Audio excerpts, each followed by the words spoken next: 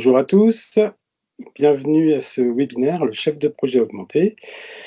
Moi, c'est Martial Bellec, je suis le référent pédagogique de MBCS, le fondateur aussi de MBCS, et j'enseigne notamment la gestion de projet, en particulier PMP. Donc, effectivement, il y a quelques-uns des stagiaires qui ont suivi PMP que je reconnais ici. Et évidemment, il y a aussi, pour ceux qui s'en rappellent, Mirvette. Mirvette est aussi aujourd'hui connectée. Elle est sur la deuxième page. Elle a une abeille au-dessus de la tête, Mirvette, qu'on Bonjour à accueille ici. tous. Voilà. Et il y a un troisième formateur, Elliot, qui va se présenter tout à l'heure, qui est notre formateur IA, Bonjour à tous. un de nos formateurs IA. Alors, on va démarrer. Nous, on a proposé ce webinaire dans notre série de webinaires. Je ne sais pas si vous avez vu, on a vu des témoignages, des retours d'expérience de nos certifiés. Là, on fait un petit pas de côté, puisque si vous allez sur le site web mbcs.fr, on vient de lancer une deuxième verticale qui est l'IA, parce qu'effectivement, on considère que nous, c'est assez naturel que le chef de projet soit augmenté avec l'IA. Et donc, on verra dans ce webinaire quelques points de vue de l'état de l'art. Qu'est-ce que ça peut signifier aussi pour le chef de projet, et puis comment faire. Et puis restez bien à la fin, parce qu'on va vous partager un agent IA avec lequel vous pourrez jouer pour à la fois tester vos connaissances, mais aussi, en quelque sorte, réfléchir avec lui comment faire un plan de management de projet, comment faire un plan de risque. Autant de choses que, évidemment, l'IA peut aujourd'hui vous apporter. Voilà. Donc, on est ensemble pour 1 heure. Si vous avez des questions pendant la présentation, ce qui ne manquera pas d'arriver, normalement, vous le verrez, il y a des numéros de slides en bas, donc pas sur, là c'est le slide 0 ou 1, hein, d'accord. Donc mettez le numéro de slide et mettez votre question dans la barre de conversation. On gardera sans doute les 20 dernières minutes pour prendre les questions, d'accord. Donc restez bien disciplinés là-dessus. Et puis voilà, les objectifs pédagogiques, ben, vous les avez eus dans les groupes WhatsApp hein, qu'Andrea nous a préparé. Andrea, c'est notre support. Peut-être qu'elle se connectera aussi d'ici la fin. Objectif pédagogique, donc appréhender l'impact de l'IA sur ton métier de chef de projet. Qu'est-ce que ça veut dire Elliot nous fera déjà un état de l'art sur l'IA et voir la fulgurance de ce que peut présenter, de ce que peut signifier aussi l'IA actuellement. Comprendre la différence entre un projet IA et un projet classique. On verra qu'il y a une différence, c'est-à-dire que dès que vous mettez de l'IA dans votre mode projet, ben, il y a des couleurs un petit peu différentes qui sont nouvelles et qu'il va falloir maîtriser en tant que chef de projet. Enfin, identifier des cas d'usage où l'IA peut t'aider. Donc ça, c'est aussi quelques inspirations. Évidemment, on est en train tous d'écrire notre propre page là-dessus. Et donc, la bonne nouvelle, c'est que PMI a publié énormément d'études là-dessus. Hein. PMI est vraiment leader sur la question. Autant sur l'agile, PMI a mis du temps à démarrer. Autant là, sur l'IA, avec Pierre Lemann, le président, et ils sont vraiment à fond là-dessus, donc c'est plutôt une bonne nouvelle. Et puis vous aurez le petit agent IA, restez donc bien à la fin pour avoir le lien, et vous pourrez jouer avec ça tout à la fin. Quelques recommandations très rapides de bienvenue. Donc c'est un groupe d'entraide. Hein. On est bien dans les WhatsApp respectifs des formations auxquelles vous avez participé. Si vous le jugez nécessaire, vous pouvez continuer évidemment les conversations dans vos groupes WhatsApp. On est en train de réfléchir à unifier tout ça et faire aussi des alumni. Donc, si ça fait partie de vos attentes aussi, exprimez-le. Quelques règles, donc coupez votre micro. Je pense que maintenant tout le monde, avant le Covid, on disait coupez votre micro, ne prenez pas d'appel, etc. Je pense qu'on ne va pas trop le rappeler ici. Les questions-réponses à la fin et la session est enregistrée. Et le lien vous parviendra sans doute dans les groupes WhatsApp respectifs. Donc voilà pour les recommandations. Je vais passer rapidement là-dessus. On va commencer par faire un petit icebreaker. Alors, c'est pas pour me vanter, mais il paraît qu'il y a maintenant il y a des facilités de sondage dans Teams. Alors, je suis en train de détraîner ça, vous allez me dire. Je vais le lancer. Quelle formation MBCS avez-vous suivi? Donc là, on va se faire un petit nuage de mots déjà. Voilà, ceux qui ont fait PMP, vous mettez PMP évidemment, hein, d'accord? Donc vous pouvez rentrer votre réponse. Et petit à petit, normalement, cela va s'afficher. Alors, je crois qu'on peut recliquer sur le mot pour le faire grossir. Donc, on a beaucoup de PMP. On n'a a priori que du PMP aujourd'hui. C'est intéressant. Pour vous donner une petite idée, l'année dernière, on a formé 150 PMP et à ce jour, tous sont certifiés. On croise les doigts.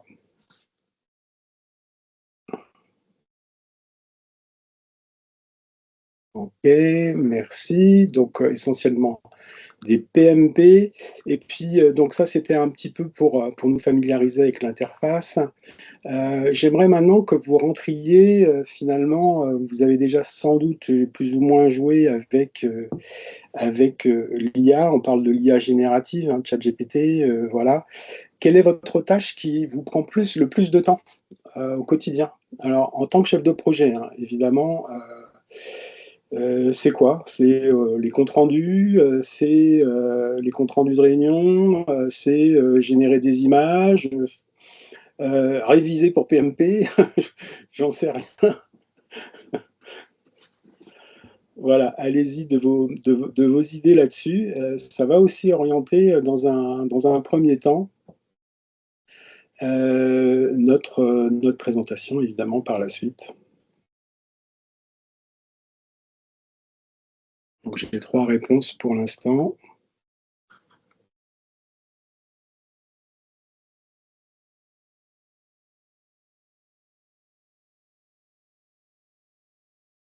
Je vous laisse encore quelques instants. Donc là, je vais afficher les résultats. Alors, qu'est-ce que je vais afficher les résultats? Voilà. Vous avez les résultats là, normalement?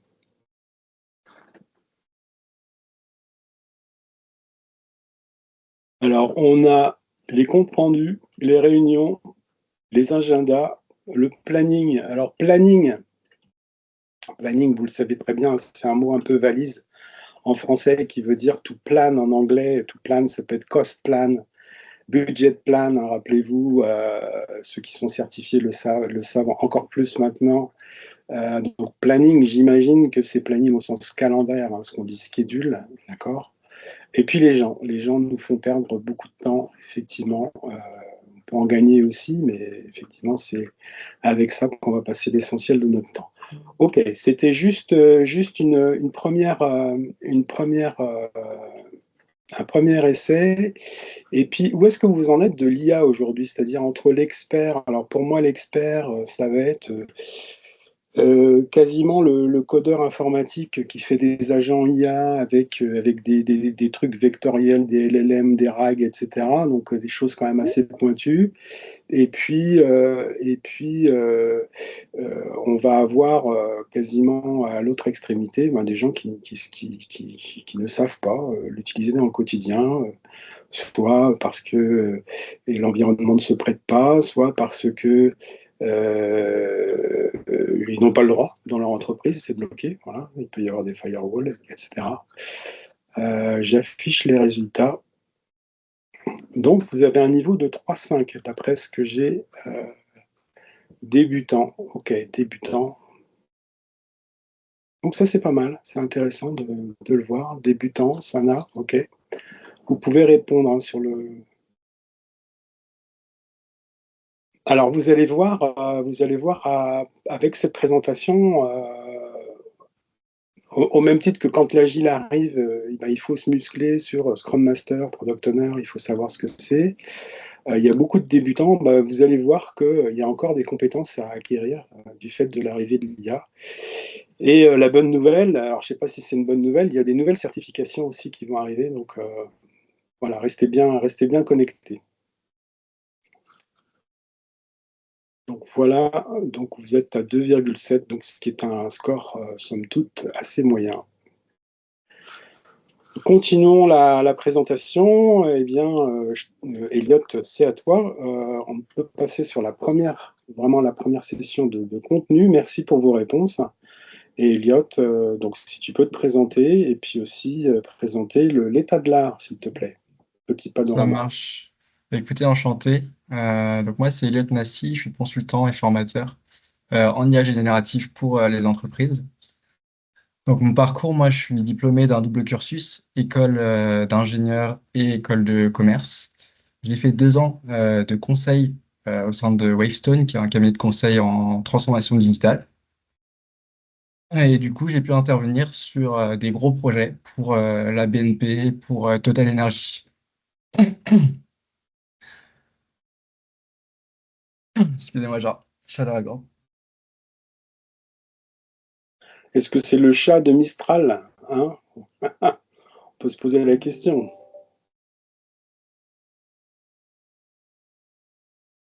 Excusez-moi. Du coup, par rapport au marché global, c'est un marché en forte croissance. Effectivement, on était à peu près 67 milliards de dollars début 2024. Excusez-moi. On attend des prévisions à 28 milliards en 2028 à 100 milliards de dollars. Donc, c'est un marché en forte croissance. Il y a vraiment beaucoup d'innovations. Il y a des nouvelles fonctionnalités qui arrivent tous les jours, des nouveaux modèles, des nouveaux cas d'usage. Donc, c'est vraiment important aussi de prendre le train dès maintenant pour pas être trop largué. En plus, c'est un sujet qui est vraiment passionnant. Mais c'est vrai que c'est compliqué de rester à jour, surtout quand on part de assez loin. Donc voilà, c'est aussi une bonne nouvelle et une bonne initiative d'être présent pour commencer à prendre le train dès maintenant. Par rapport aux grands acteurs, aujourd'hui c'est ChatGPT hein, qui domine. Ils ont sorti un premier modèle au tout début, c'était le modèle GPT 3.5. Mais il y a aussi des acteurs qui sont assez importants. On parle de Google avec leur modèle Gemini. On parle de Claude. On parle de Claude qui est un modèle de l'entreprise. euh, Claude, c'est l'entreprise Anthropic, pardon. On a Microsoft aussi avec le modèle Copilot. Donc ça, ce sont des modèles vraiment privés.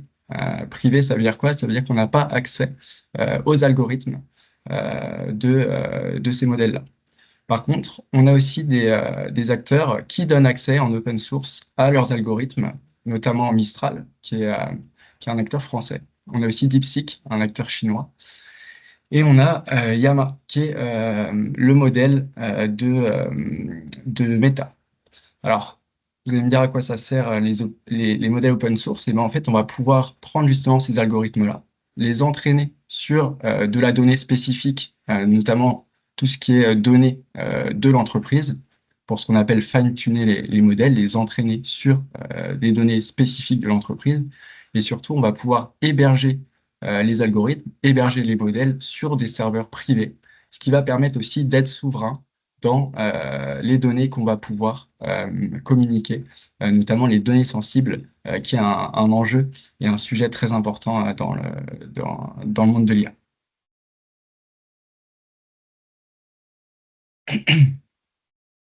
Alors, évidemment, avec l'arrivée de cette nouvelle technologie, il y a eu des études qui ont été menées pour essayer un peu de mesurer le gain que pouvait apporter cette technologie aux utilisateurs. Donc, on a quelques données, mais évidemment, ce sont des chiffres qu'on prend avec des pincettes. Pourquoi? Pour deux raisons. La première, c'est que ça va dépendre beaucoup des cas d'usage qu'on va en faire, du secteur d'activité. Et un deuxième point, c'est que ça dépend beaucoup de la manière dont on va communiquer avec ces outils, de la manière dont on va écrire nos requêtes, pardon. Dans le domaine de l'IA, pour ceux qui savent, on appelle ça écrire des prompts, donc c'est le prompt engineering. Et en fait, plus vos requêtes vont être écrites de manière qualitative, plus les réponses qui vont être générées par ces outils d'IA vont être proches de votre situation, vont être personnalisées à votre situation et vont donc être vraiment de qualité. Donc évidemment, ça c'est aussi un sujet sur lequel il est très important de se former pour pouvoir exploiter au maximum le potentiel de ces technologies-là. Donc en fait, les outils d'IA et les modèles que je vous ai présentés juste avant, ce sont finalement des chatbots avec lesquels on va pouvoir interagir. Ils vont pouvoir répondre à nos demandes, à nos requêtes, et ça va impacter plein de corps de métiers différents. On voit la service client, marketing, vente, IT, administratif, RH, communication, etc. Bien sûr également de la gestion de projet. En fait, il faut faut se dire que dès qu'il y a des tâches qui sont réalisées derrière un ordinateur, il y a de fortes chances pour que ce soit optimisable par des outils d'intelligence artificielle. Alors, on a l'utilisation de ces modèles des différents acteurs que je viens de présenter. Comme je l'ai dit, ça va être à travers de chatbots. Ça, c'est vraiment le niveau 1. Et on a le niveau plus poussé, le niveau 2, où on va pouvoir en fait connecter ces chatbots avec des outils métiers. Et donc là, ça va pas juste être des assistants qui vont répondre à nos questions, ils vont aussi avoir le pouvoir d'aller faire des actions au sein de nos outils métiers. Et donc ça, c'est vraiment le niveau d'après par rapport à l'IA générative.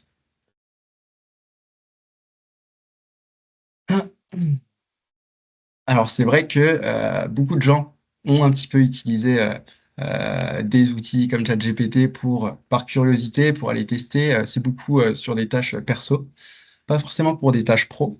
Et c'est vrai qu'il y a un fort enjeu à aller identifier les tâches pro pour lesquelles on va utiliser de l'IA pour optimiser sa performance, la qualité de ses livrables et sa créativité. Donc là, on a quelques cas d'usage. C'est des cas d'usage qui sont vraiment transverses à plein de corps de métiers différents. C'est pas forcément des cas d'usage très spécifiques à la chefferie de projet, mais Martial y reviendra juste après.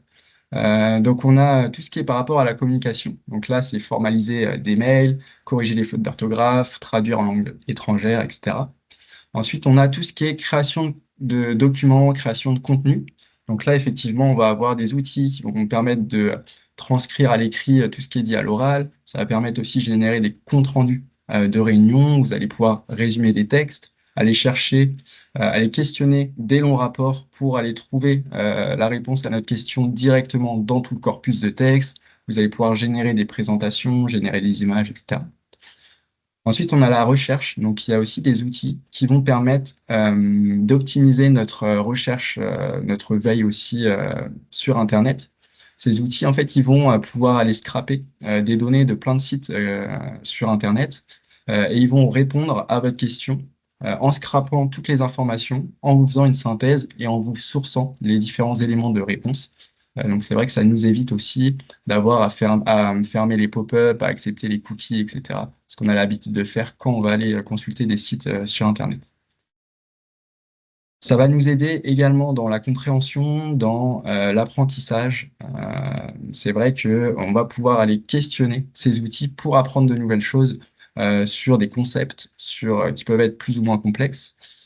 Ces outils vont également bien nous aider dans la récolte du besoin des clients. Donc ça, c'est quelque chose qui est assez important aussi.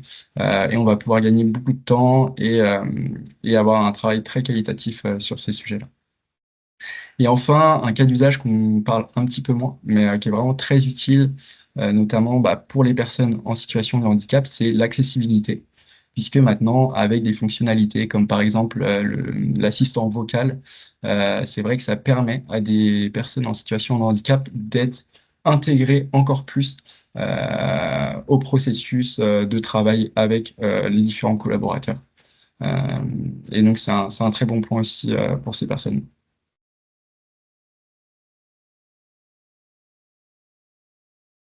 Où est-ce qu'on en est du coup par rapport à la maturité de l'adoption de l'IA en entreprise, notamment en France?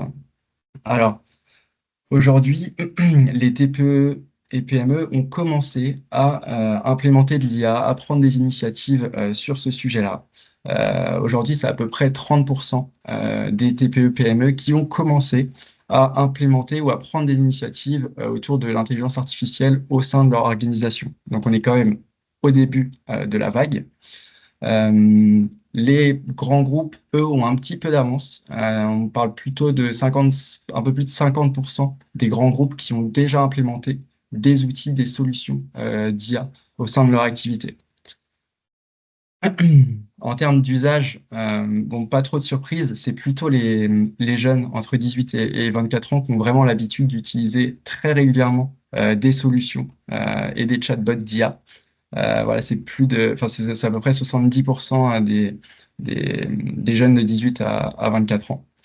Donc, il faut aussi que les autres générations s'y mettent, rattrapent ce retard-là.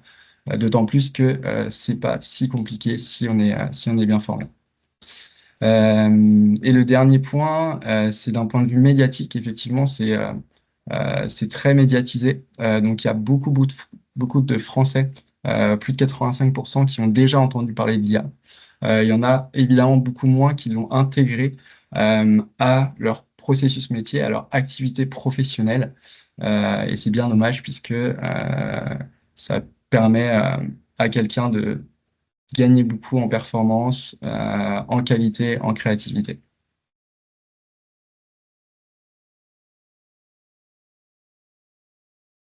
Par rapport aux gros enjeux des entreprises, donc il y a, comme je le disais, la première partie, c'est vraiment identifier des cas d'usage qui vont avoir une forte valeur ajoutée, qui vont nous faire gagner du temps dans nos tâches professionnelles. Ça, c'est le premier enjeu des entreprises.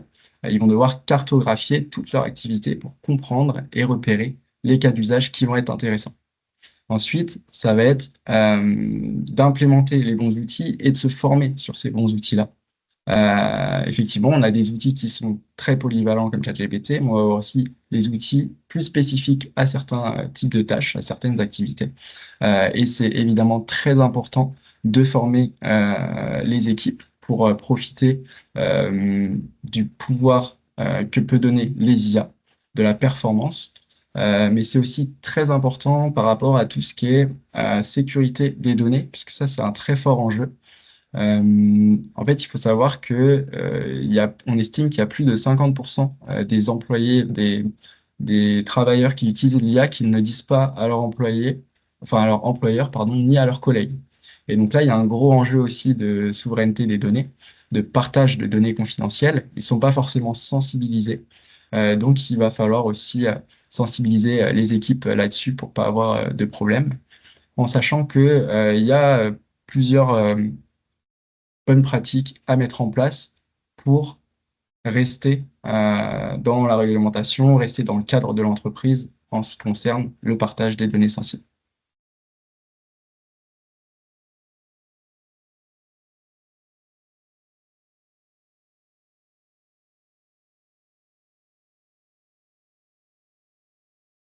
T'es en mute, Martial. Oui, merci Elliot. Je comprends que c'est à moi désormais. Merci pour cette présentation un peu générale.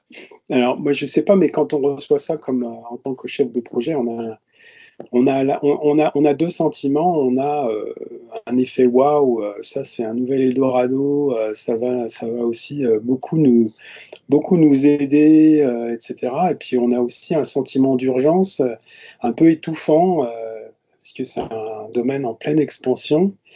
Et moi, je vous partage ça parce que, en fait, on a cette veille là chez MBCS depuis environ un an et l'explosion. J'en parle régulièrement dans les formations.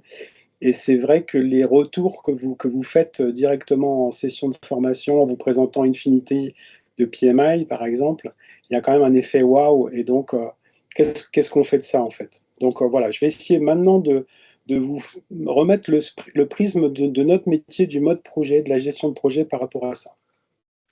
Alors, la première chose que je veux dire, c'est que les chiffres et les perspectives en termes de postes de gestion de projet sont énormes, hein. Voilà, donc ça, c'est un poster du PMI qui a été publié il y a pas très longtemps, je crois c'était la semaine dernière. On voit effectivement qu'il y a une énorme attente sur ce métier-là qui continue à se développer. Voilà, donc pour beaucoup d'entreprises, il n'y a pas trop de PMO. Le chef de projet, c'est le type un peu sympa qui évite la guerre entre les chapelles. Non, non, c'est une profession, hein, voilà, vous êtes pour la plupart formés par MBCS pour ça, donc on s'inscrit dans cette profession. Et effectivement, on voit que les besoins, y compris en Europe, hein, la vieille Europe, sont absolument énormes. Et ce que va nous dire PMI aussi, c'est faites attention parce que l'IA, il va un peu bouger les lignes et donc, au même titre qu'on a eu l'agile, et ben maintenant on a l'IA et donc il faut y aller. Alors, les cas d'usage sont nombreux. Je ne vais pas reparaphraser ce qu'a dit Elliot, mais pour ceux qui sont ingénieurs et qui ont la chance d'être ingénieurs, je dirais par rapport à plus les écoles de commerce ou autres, et Elliot est intéressant puisqu'il a la double compétence là-dessus, c'est juste le petit clin d'œil à Elliot. Euh, en fait, c'est assez facile pour nous, les ingénieurs, de comprendre comment ça marche, en fait. D'accord? Donc, je vous invite vraiment à le faire, d'étudier les technologies, des acronymes qui poussent dans les conversations, LLM, voilà, c'est les moteurs qui processent les données, vectorisation de données, RAG, voilà, tout ça, il faut vous familier avec ces concepts-là, parce que ces concepts, ils vont arriver dans votre vie au même titre qu'un Gantt, qu'une WBS, qu'un budget et qu'une gouvernance, en fait. Hein, d'accord? Donc, sachez déjà les positionner. Alors, je ne vais pas les citer ici, mais on voit qu'on peut faire effectivement énormément de choses par rapport à ça. Euh, et, euh, et tout ça est maintenant abondamment illustré, en fait. Hein. C'est disponible. Je dirais, il y a beaucoup d'influenceurs plus ou moins pertinents sur YouTube notamment, qu'on peut suivre aisément par rapport à ça. Alors, ce que nous dit PMI par rapport à ça, et là, c'est intéressant, c'est qu'en fait, il y a deux axes, hein, toujours, dans ces machins-là. Une bonne conférence, son cadran n'est pas une bonne conférence, vous me direz. Et donc, l'axe des X, c'est l'humain versus, enfin, la machine versus l'humain. Et l'axe des Y, c'est la complexité de la tâche. Et en fait, on voit avec ce schéma-là que, en fait, il y a différentes classes. Il y a l'automatisation, ce que vous avez un peu exprimé tout à l'heure, c'est-à-dire la génération des comptes rendus. Voilà, ce matin, j'ai fait une réunion avec Mirvet. On a activé Firefly, on a eu le compte rendu avec les actions qui étaient automatiquement générées sans qu'on ait quoi que ce soit à faire à l'issue de la réunion. Là, on a le transcript qui est généré par Teams. Donc, autant d'automatisation qui vont arriver. Et puis aussi, quand on va cette fois-là dans les couches un peu plus spécifiques au métier de chef de projet, on va avoir des analyses de risque. C'est assez fascinant de demander à un moteur d'IA générative et toi, comment est-ce que tu vois l'analyse de risque sur ce projet-là? Donc, ça va être vraiment des assistants, ça va être des aides qui ne vont pas vous remplacer, mais qui vont apporter un angle différent ou bien aussi des points de vue différents, à enrichir aussi ce que vous savez avec des sources. Et on comprend bien que si les sources, ce n'est pas que des sources Internet, mais c'est par exemple l'historique de tous les lessons learned des projets de l'entreprise, on voit bien que là, un chef de projet, il pourra d'autant plus faire un pas de côté par rapport à son métier de base pour diriger un autre projet, qui sera alimenté par l'IA pour l'aider justement à appréhender tout ça. Et puis après, on a l'être humain, est-ce qu'il sera remplacé par l'IA? Donc il y a une discussion là-dessus. J'étais à une conférence la semaine dernière de M. Abitboul, qui est professeur au Collège de France, et lui, il dit évidemment, on sera toujours assisté pour ce qui est intelligence émotionnelle, ou bien même ce qui est la créativité. On dit c'est créatif, oui, mais bon, on va dire comment l'atome il a été trouvé par un cerveau humain, quoi. Donc il y a quand même encore des choses que l'IA n'arrive pas à faire, n'arrivera vraisemblablement pas à faire. Et donc en ce qui nous concerne pour notre métier, tout ce qui va être business case, création, faire converger les parties prenantes, tout ce qui va être soft skill, évidemment intelligence émotionnelle, ça, c'est des choses qui sont encore très, très compliquées pour l'IA. Donc, d'ailleurs, on le verra avec l'agent un peu plus tard. Donc, tout ça pour dire que le message ici, ça va être de dire, bon, bah, tout ce qui va être plutôt hard skill, voilà, hard skill, planification, planning au sens chef de projet, va pouvoir avoir des réponses avec l'IA. Alors, dans un des rapports qui sont cités, hein, donc, si vous avez un rapport à lire, lisez celui-là. Il y a quand même un certain nombre de précautions à prendre, nous, les chefs de projet, quand on va se lancer là-dedans. Déjà, il y a l'IA Act, hein, donc voilà, l'Europe, avant d'inventer, a commencé par réguler. Ça, c'est l'Europe, hein, d'accord? Les Américains, ils font l'inverse. Mais en tout cas, c'est un document de référence qui permet de beaucoup cadrer les usages au quotidien, l'IA Act, hein, c'est un document de la Commission européenne qui est un espèce de RGPD, mais pour l'IA au niveau européen. On va se poser la question évidemment de la confidentialité et de la sécurité des données. Si vous commencez à donner vos données commerciales, les données des clients, les numéros de téléphone et les mails, c'est sûr qu'il y a un énorme souci par rapport à ça, d'autant que les moteurs qui sont américains vont alimenter l'intelligence économique, et vous savez que la guerre économique en ce moment, elle est mondiale. Et puis aussi des compétences à développer, nous allons y venir, notamment sur le prompt engineering. Hein, ça, c'est quelque chose de clé par rapport à ce qu'il va falloir acquérir en tant que chef de projet. Alors, l'IA au service du chef de projet, voilà un parti pris. Voilà, c'est un parti pris d'après ce que j'ai pu lire pendant un certain temps. C'est un parti pris, c'est sans doute discutable. Il ne va pas faire de leadership, c'est-à-dire le leadership noble, hein, au sens où on l'entend dans nos cours. Quelqu'un qui n'est pas là pour faire avancer ou fouetter les gens, qui est plutôt là pour les inspirer, pour leur faire confiance, pour les faire grandir. Tout ce qui va être vision stratégique, c'est extrêmement compliqué pour l'IA, et l'intelligence émotionnelle, tout ce qui va être soft skills et tous les outils de gestion de conflits, etc., ça peut être particulièrement compliqué par rapport à ça. Nous avons une certification toute nouvelle, la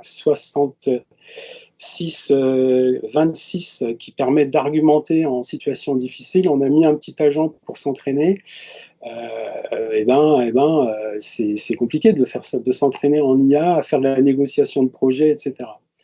Ce qui va être certain, c'est qu'on aura une version copilote, alors pas la version commerciale, hein, de Microsoft qui a été mentionnée par Elliot tout à l'heure.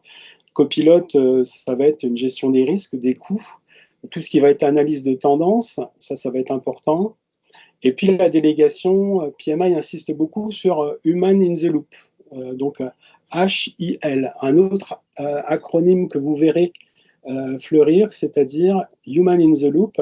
C'est vous demander à l'IA de vous améliorer un compte-rendu ou un mail, et ben lisez-le avant de l'envoyer. N'automatisez pas tout entièrement et gardez la main sur ce que ça va vous proposer. Sans doute que la première version du mail, au lieu de passer 20 minutes, ça va passer 15 secondes. Donc c'est là, on va avoir un gain de productivité. Et je rappelle l'importance des données. Les données, quand on est chef de projet traditionnel, on a un focus sur la documentation, sur la gestion des artefacts, sur la gestion des réunions, des gouvernances. Ben, quand on passe à l'IA, le point central de focus, ça va être les données. Elles sont où mes données? Elles vont où? Quelle est la confidentialité? Quel est le biais? Est-ce que mes données sont robustes? Est-ce qu'elles sont consistantes? Est-ce qu'elles sont recoupées? Est-ce qu'elles sont éthiques? Et est-ce qu'elles sont partiales ou impartiales? Est-ce qu'elles sont justes? Et là, il y a un énorme travail à faire sur, effectivement, donner à manger à votre IA, surtout quand elle sera IA prédictive pour votre projet, à faire extrêmement attention aux données que vous allez lui donner. Alors, ce qui fait que j'avance un peu dans la présentation. L'IA au service du chef de projet, alors c'est pareil, hein, c'est un parti pris, on est au début. Certainement l'automatisation, les reporting, les plannings, tout ce qui va être planification, l'EVM qui vous fait souffrir pendant les examens. Je pense que grâce à l'IA, vous allez enfin pouvoir vous en servir simplement autrement que par une sombre feuille Excel qui n'est pas à jour, etc. Je pense qu'il suffit de lui rentrer les données et puis vous calculera le VM de façon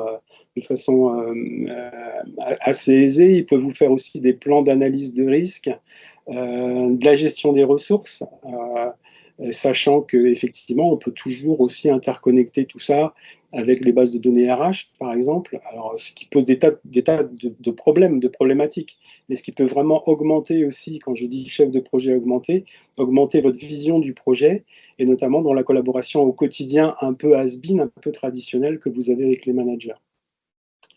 Le plan de management de projet, ça c'est sûr que ça c'est un document qui devient central. Vous lui dites, et ça va être assez intéressant, vous pouvez le tester avec l'agent IA qu'on vous donne à la fin.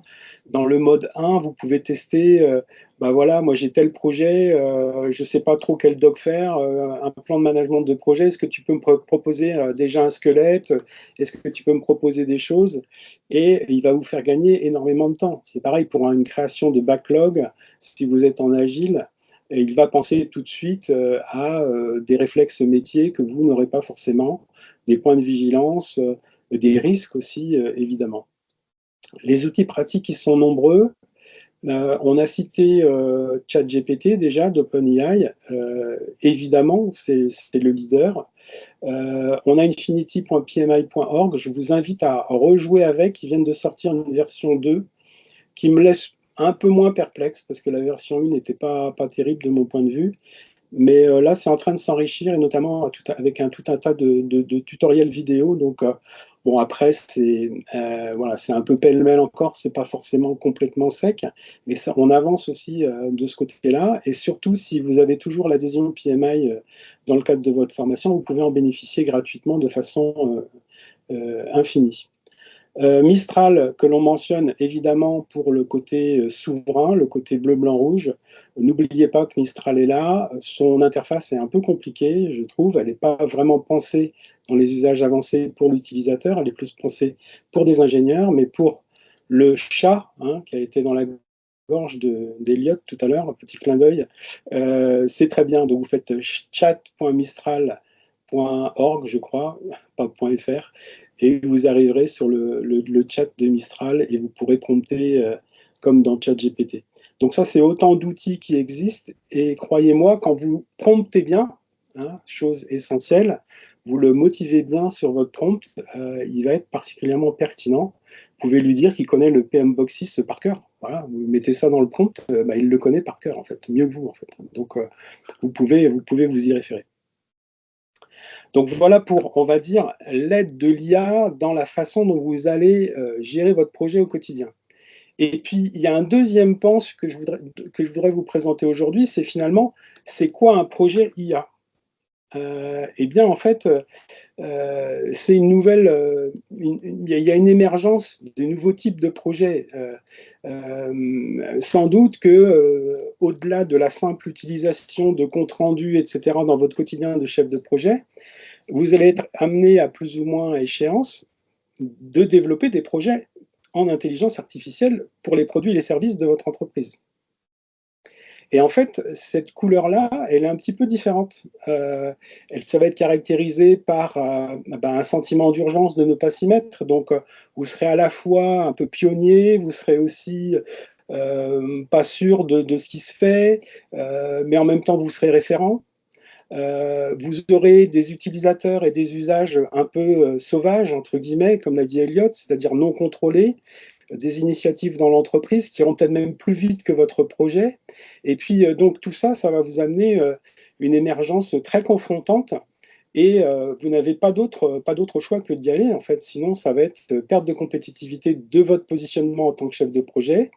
Et puis aussi, si vous n'y prêtez pas attention, votre projet, même si vous continuez à bien le gérer de façon traditionnelle, vous avez des risques graves de perte d'intelligence économique, c'est-à-dire que vos données partent dans des endroits où vous ne savez pas, plus maîtrisés, où les gens ne sont plus sur les SI traditionnels que l'on peut avoir, etc. Alors, les bonnes nouvelles, il y en a plein. L'IA, évidemment, a une faible barrière d'entrée, c'est-à-dire que pour s'en servir, et c'était l'effet waouh du départ, hein, voilà, vous voulez faire une image de chat sur un skateboard entouré par une foule nombreuse, voilà, il vous le fait, quoi. Donc c'est quand même très très bluffant. Une fois qu'on a dépassé ça, il y a quand même des investissements qui sont relativement faibles, et l'arrivée massive du no-code. Voilà. Donc, voilà, le no-code, c'est quand même quelque chose qui est hyper fascinant. Il n'y a pas forcément besoin d'être ingénieur informaticien hyper pointu pour faire déjà des automates. Vous allez sur Make, N8N, sur des solutions comme ça, qui vont vous permettre éventuellement aussi de simplifier les process métiers. Ça peut faire l'objet d'un projet. Les quick wins sont donc faciles. et c'est nativement du mode projet agile, donc vous êtes tous formés en agile, donc ça c'est bien. Ce qui veut dire que comme on tâtonne, c'est-à-dire on tâtonne, quand je dis on, c'est un peu tout le monde, hein, c'est les utilisateurs, c'est les gens de projet, c'est les gens de l'IT, les gens de l'IT qui sont un peu legacy, qui sont sur des systèmes legacy, avec des outils legacy, ils voient arriver l'IA avec comme ça, des initiatives plus ou moins organisées. Ça pose question sur les questions cyber, les questions de sécurité, etc. Et donc, toutes ces dimensions fait que votre projet, il a une autre dimension, une autre façon de faire. Alors, je vais vous citer en exemple, je dirais, parce que pour l'instant, il n'y a pas mieux. C'est une méthode qui vient de sortir qui s'appelle le CPMAI, donc notez bien cet acronyme, qui veut dire, alors je ne sais même pas, AI, c'est certainement Artificial Intelligence, Project Management, un framework constitutif de Project Management où on a six phases. Et donc, on commence toujours par les cas d'usage. Donc, réfléchissez à vos équipes toujours sur les cas d'usage. Le deuxième, c'est comprendre, et deuxième et troisième, c'est comprendre les données. Les données. Où sont mes données? Est-ce qu'elles sont fiables? Est-ce que je les ai préparées? Est-ce que je les ai nettoyées? Est-ce qu'elles sont exhaustives? Et donc, autrement dit, autant dans la gestion de projet traditionnelle, on était centré soit sur le plan, soit sur le backlog agile qui était itératif, émergent, etc. Là, pour un projet qui va être sur de l'intelligence artificielle, on va être centré sur les données, donc avec une gouvernance des données. Hyper important. Une fois qu'on a ça, on va développer le modèle, c'est-à-dire l'automate, la machine savante, soit en no-code, soit en technique d'ingénieur pour pouvoir le faire. Et ensuite, on va le déployer et le généraliser. J'étais à un témoignage la semaine dernière de Enedis, où il y a eu des cas d'usage qui ont démarré pendant la tempête Cynthia, là, qui a ravagé le Grand Ouest l'année dernière. Et les gens étaient tellement paniqués que spontanément, ils ont utilisé l'IA. Il y avait 2 millions d'abonnés qui étaient coupés, quoi. Donc, et l'IA a beaucoup apporté, ça a démarré comme ça. Et quand ils sont en train de le déployer, de le généraliser aujourd'hui, eh bien, ils sont confrontés à l'IT legacy, quoi. C'est-à-dire qu'il y a vraiment une problématique d'intégration des deux IT, l'IT un peu bourgeonnant et agile qui arrive, et puis l'IT corporate qui est par définition largué parce qu'il n'a pas cette agilité, justement. Et puis revenir à l'évaluation, donc ce qui veut dire qu'effectivement, moi je représente ça sous forme d'une roue, hein, qui tourne, voilà, hein, comme un écureuil. Donc il ne faut pas s'essouffler, il faut toujours pareil, durabilité dans ces approches-là, et puis bien veiller à toujours augmenter le modèle en itération, en vagues successives, en fonction des retours utilisateurs, et embarquer tout le monde. Donc on voit que voilà, c'est sur les données, ça va être très traditionnel, très bourrin pour planifier tout ça. Puis on va avoir quand même beaucoup d'agilité dans les usages. Donc c'est ça qui est intéressant dans ce nouveau mode projet et qui peut être intéressant aussi en augmentation de compétences pour les uns et les autres. Alors, évidemment, personne n'a attendu cette, cette présentation pour démarrer.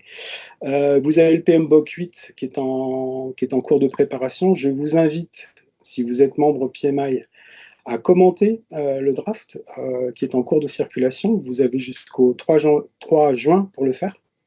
Et vous aurez votre nom dans le PMBOK en plus. Alors, vous pourrez comme ça, hein, et traîner tout ça dans vos salons, dans vos dîners en ville. Voilà, le CPMAI, il y a le Scrum IA, il y a les micro-certifications qui arrivent et des rôles émergents. Donc, on a vu Scrum Master, Product Owner arriver. Donc là, maintenant, on voit Product Owner IA, Scrum Master IA, c'est-à-dire une capacité carrément à un agent IA d'animer une cérémonie Scrum, voilà, de façon interactive avec l'équipe. Donc, si vous êtes chef de projet, il va le faire pour vous. Finalement, un sprint planning, c'est assez prédictif, il y a 4 ou 5 phases, le temps peut être tout à fait géré, etc. Et puis donc, on voit bien que dans l'évolution du métier, il y a une fusion annoncée 2028-2030 entre les deux métiers, donc gestion de projet traditionnelle, quelle qu'elle soit, et gestion de projet IA en général. Alors, je finis juste la présentation pour pour vous dire, nous, notre vision là-dessus, vous avez on a un nouveau site web, hein, donc regardez mbcs.fr. Vous avez notre vision tout en haut en rose avec un billet de blog. J'ai fait ça assez récemment. Nous, on pense qu'effectivement, c'est de l'agilité, tout ça. Donc voilà, vous êtes déjà outillés, donc pour la plupart d'entre vous, donc ça c'est la bonne nouvelle.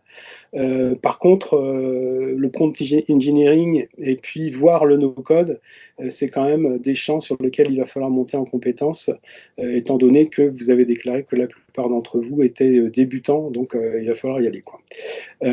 Voilà, et puis attention quand même aux problématiques de sécurité, de confidentialité et aussi voilà, on a eu le clash produit-projet avec l'agile, c'est-à-dire que c'est deux mondes qui se sont clashés.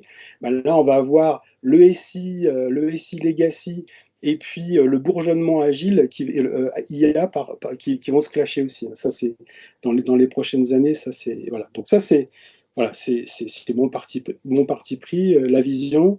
Et donc voilà ce que j'avais à dire en conclusion. Peut-être pour ceux qui veulent aller plus loin. Nous avons fait un petit agent. Alors, c'est moi qui l'ai fait et c'est Elliot qui l'a testé, hein. Donc, ça devrait être pas trop mal. Alors, je vais vous donner le lien de cet agent. Je vais le mettre dans la barre de conversation. Évidemment, si vous n'avez pas de chat GPT payant au bout de 10 allers-retours, il va bloquer. Il va falloir qu'il se recharge. Je vous le mets dans la barre de conversation. Vous pouvez d'ores et déjà l'essayer. J'espère qu'il fonctionne. Vérifiez bien.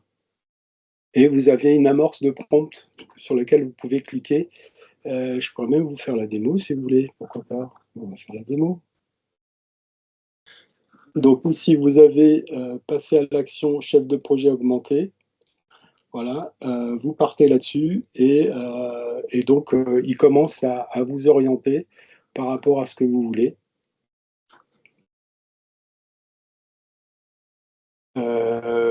Générer un plan de management, tester un agent IA, évaluer tes connaissances, découvrir nos formations ou bien rejoindre la communauté WhatsApp. Donc si par exemple, je lui dis évaluer mes connaissances, voilà, il va vous lancer un petit quiz qui peut être plus ou moins difficile, hein. Il suffit de lui demander. Si vous le trouvez trop facile, vous pouvez durcir les questions et donc derrière, il vous donne des pistes pour vous améliorer. Et en fait, c'est toute la puissance de l'IA aussi pour la formation, hein. Je vous rappelle qu'on est en train de mettre des agents IA ensuite à nos formations aussi pour vous aider à passer des certifications. Ça s'adapte en fait à ce que vous voulez. C'est-à-dire que plutôt que d'avoir un e-learning statique, là vous avez des échanges dynamiques et donc c'est vous qui pouvez orienter plus ou moins l'échange et l'interaction. Donc là je réponds complètement au pif, j'ai même pas regardé la question. Voilà, bon moi j'ai une bonne réponse. Non, j'ai une mauvaise réponse et donc il me donne l'explication à chaque fois. Donc voilà, donc ça c'est des petits agents qu'il est assez facile de faire, qu'il faut maîtriser. Et donc ce qu'on vous propose ici, c'est tout simplement de voir ce qu'un agent IA peut faire pour votre prochain projet et puis aussi savoir où vous en êtes.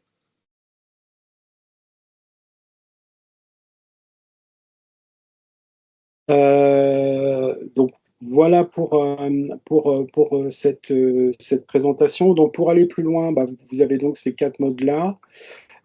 Évidemment, nous, on est un organisme de formation, on vous dit formez-vous. Alors, juste, on va faire un petit peu de pub, mais ce n'est pas l'objet, hein. Formez-vous, on a une session le 11 juin en hybride à Rennes ou à distance sur l'IA Generative Starter pour le prompt engineering et tout ce qui est données, confidentialité. Donc, vous repartez grosso modo de cette journée-là avec des banques de prompts, les bonnes pratiques, les cas d'usage, vos cas d'usage testés pour une première initiation. D'accord. C'est ça. Et voilà. Oui, C'est Elliot. ça, il y a les fondamentaux, découvrir et bien comprendre les fondamentaux. Ensuite, c'est apprendre les bonnes méthodes du prompting et puis repartir aussi avec des cas d'usage concrets et un plan d'action aussi pour continuer d'explorer les cas d'usage concrets pour vos activités. Donc ça, c'est pour, je dirais, pour les débutants, ceux qui veulent un peu découvrir, voilà. Et puis ceux qui veulent se certifier, s'il y a des certifications également en IA générative, on a inscrit, donc on est autorisé par les certificateurs à vous proposer des formations sur mon compte formation. Et donc là, c'est des formations, je veux dire, je suis très attaché à ça. On ne fait pas d'e-learning, on ne fait pas d'hybride, on fait des formations 100% en présentiel.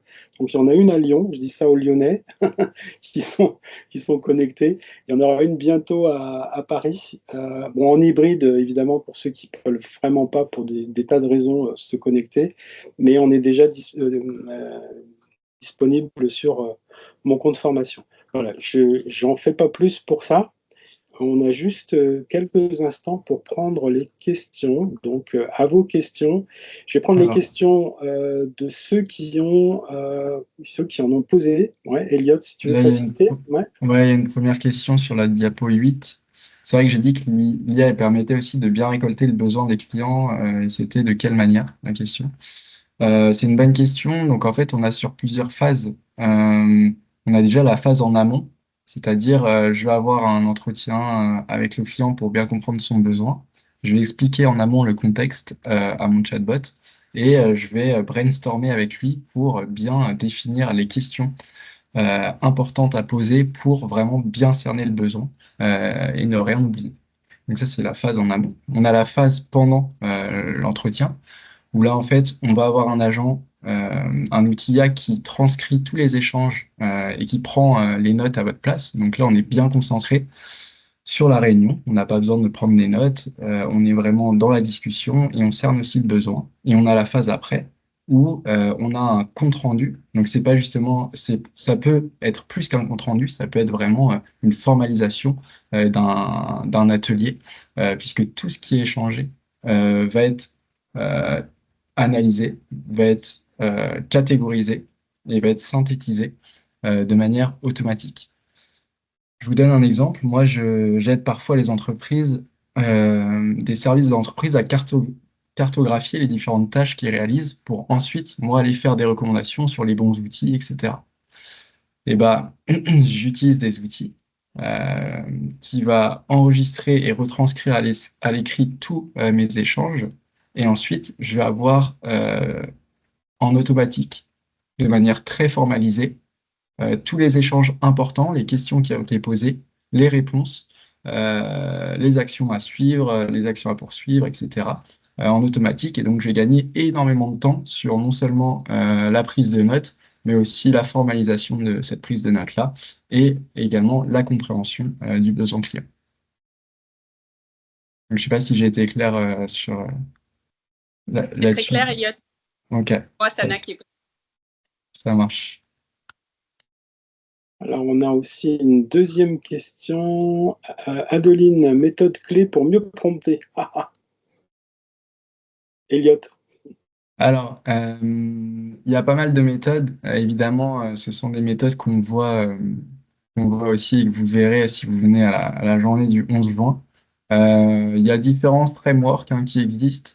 Moi, il y a un framework que j'utilise puisqu'il n'est pas trop compliqué. C'est le framework Actif. Et en fait, il permet de retenir que dans votre prompt, il faut bien mentionner déjà tout votre contexte pour qu'il cerne bien tout le contexte. Il faut lui donner une identité pour qu'il se mette dans une posture, c'est-à-dire que souvent on va lui dire bah tiens, tu es un expert de tel sujet. On lui, on va lui mentionner aussi l'action qu'il a à faire. Imaginons c'est bah tiens, réponds aux questions les plus fréquentes des utilisateurs par rapport à ce sujet-là. On peut également lui mentionner un format, si on attend un format spécifique, par exemple, tiens, bah, réponds à mes questions, mais sous forme de tableau, avec une colonne pour les questions les plus posées, une autre colonne pour les questions les plus, pour la réponse à ces questions-là.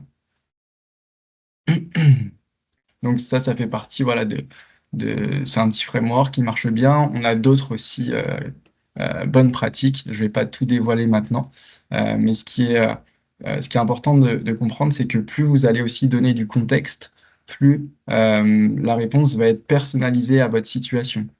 Typiquement, imaginons, moi, je tiens un restaurant à Paris, par exemple, et j'ai envie de me développer sur Instagram, de développer une stratégie de communication sur ce réseau-là. J'ai soit le prompt qui est quelle est la meilleure stratégie à adopter pour un restaurant sur Instagram. On va avoir une réponse qui va être bonne, qui va être assez standard. Et par contre, si je lui explique que mon restaurant, c'est un restaurant parisien qui propose des plats italiens, qui change toutes les saisons, que mon cœur de cible, c'est plutôt les jeunes actifs, etc. Et ben là, je vais avoir une réponse qui va être bien plus personnalisée à ma situation et donc qui va être bien plus qualitative. Ça aussi, c'est une des bonnes pratiques qu'on pourra avoir lors de la journée du 11 juin. Merci Elliot. On va peut-être prendre juste une question orale, puisqu'il nous reste 1 minute très rapidement. Si quelqu'un veut prendre la parole, l'un d'entre vous, il n'y a pas de problème, elle est bienvenue. La bienvenue. Pas d'autres questions? À 3. 3. Voilà, merci. Je vais vous envoyer un dernier petit sondage pour finir. Votre ROTI, alors vous savez ce que c'est que le ROTI? Le Return on Time Invested. Donc, il ne s'agit pas de nous juger, mais de juger le temps que vous avez passé pendant ce déjeuner, entre guillemets. C'est l'heure du déjeuner. Vous vous êtes arrangé professionnellement et personnellement pour assister à ce rendez-vous. N'hésitez pas à partager votre rôti. Donc, vous mettez une seule étoile si vous avez perdu votre temps. Si vous avez passé un très bon moment, évidemment intellectuel, il ne s'agissait pas de s'amuser, quoique, eh bien, vous mettez 5 étoiles. Donc, n'hésitez pas aussi à partager. C'est aussi pour, avec Elliot, qu'on ait un retour sur l'intérêt que vous pouvez porter à ce genre de webinaire pour vous en proposer d'autres. Et d'ailleurs, vous avez la deuxième question qui est ouverte en même temps. Une suggestion pour le prochain webinaire. On est une communauté de stagiaires, d'apprenants chez MBCS. Moi, je considère que la communauté, ce n'est pas un truc descendant, c'est aussi vous qui la faites. Donc, si vous avez des témoignages, si vous avez des questions, des sujets particuliers à poser ou à partager, le principe d'une communauté, c'est recevoir et donner. Et donc, si vous voulez échanger, faire des retours d'expérience sur l'IA ou sur d'autres sujets, n'hésitez pas à les formuler. Voilà. Alors, je vois que vous êtes assez timide pour formuler votre rôti. OK, à moins que je rate quelque chose. Il est actif, le sondage, là, vous le voyez, hein, sur le rôti, c'est bon? Oui, dites-moi. Vous l'avez? Oui. Ouais, OK. Merci. Il est 14h. Il est 14h02. Je voulais vraiment vous remercier. Je voulais remercier aussi Elliot de m'avoir supporté en préparation et puis supporté au sens anglais, d'être là aussi. Voilà, c'est qu'un début, hein, cette histoire-là. Donc surtout, n'hésitez pas dans vos WhatsApp respectifs à faire des retours, à exprimer des avis et puis que la discussion continue. Nous, on essaie de l'animer aussi toujours pour vous apporter des nouvelles compétences en la matière. Donc, si on fait fausse route, surtout, dites-le avant qu'il soit trop tard. Voilà, je voulais vraiment vous remercier. Là, en caméra, j'ai Mirvette, Elliot, Pierre. Voilà, j'aimerais bien vous revoir aussi. Il y en a qui ont quitté. J'aimerais bien vous revoir tous. Pour finir, merci Sana d'avoir été là depuis la réunion, si je me rappelle bien. Hein, toujours en réunion. Toujours en réunion. Oui. Donc là, l'IA va t'aider hein, si tu es toujours en réunion. C'est la blague finale. Merci beaucoup. Je vous souhaite une excellente journée. Merci d'avoir été là et à très bientôt. Merci beaucoup. C'est terminé. Ouais. Au revoir. Merci. Au revoir. Au revoir. Merci, au revoir.